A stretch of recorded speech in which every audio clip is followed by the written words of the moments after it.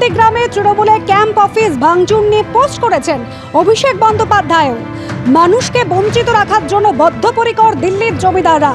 দিল্লির জমিদারদের 10 বছরের অবিচারের জবাব দেওয়ার সময় এসেছে। এক্স হ্যান্ডেলে পোস্ট করে এভাবেই আক্রমণ শানিয়েছেন অভিষেক বন্দ্যোপাধ্যায়।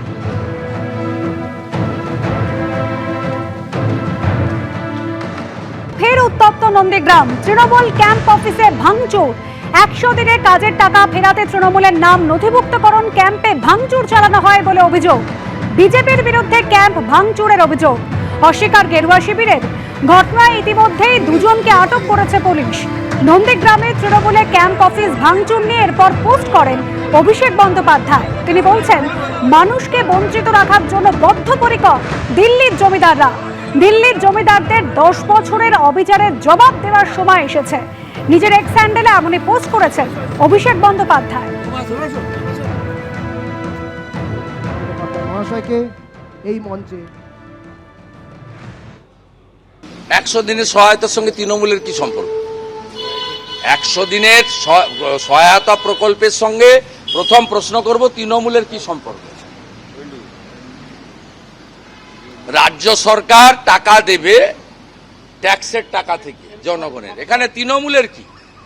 টাকাটা রাজ্য সরকারের, আমাদের ট্যাক্সের টাকা দেবে রাজ্য সরকার, এখানে তৃণমূলের কি ভূমিকা বলুন? তারপরে উচ্চ মাধ্যমিক সেন্টারের সামনে গিয়ে লাফালাফি করলে যে যেমন ভাষায় উত্তর দেওয়া উচিত সেই ভাষায় জনগণ উত্তর দিবে।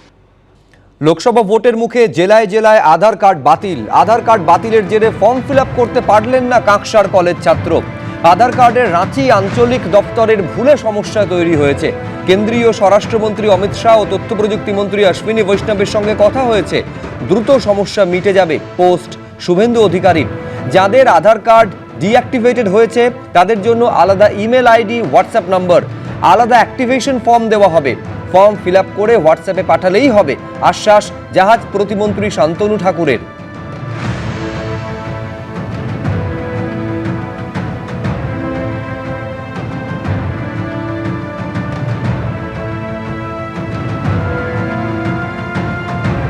লোকসভা ভোটের মুখে জেলায় জেলায় আধার কার্ড বাতিল। আধার কার্ড বাতিলের জেরে ফর্ম ফিল আপ করতে পারলেন না কাঁকসার কলেজ ছাত্র।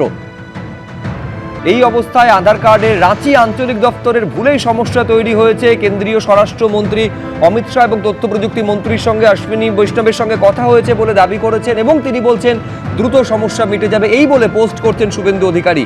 এইখানে আপনাদের দেখাবো যে জাহাজ প্রতিমন্ত্রী শান্তনু ঠাকুর তিনি এই সমস্যা নিয়ে ঠিক কি বলেছেন। যে সমস্ত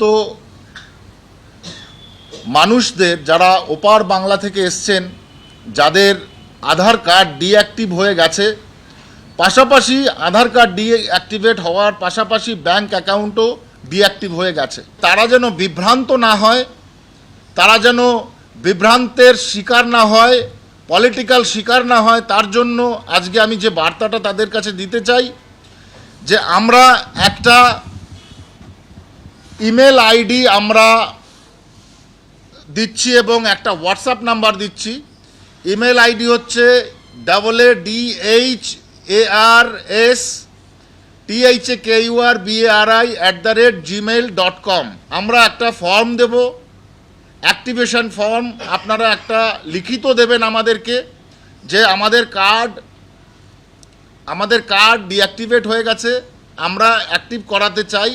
এবং যে হোয়াটসঅ্যাপে আপনারা পাঠাবেন সেই হোয়াটসঅ্যাপ হচ্ছে 9647534453 এবং উইদিন কয়েকদিনের মধ্যেই আপনাদের আধার পুনরায় অ্যাক্টিভ হবে এবং আপনাদের ব্যাংক অ্যাকাউন্টও অ্যাক্টিভেট হয়ে যাবে।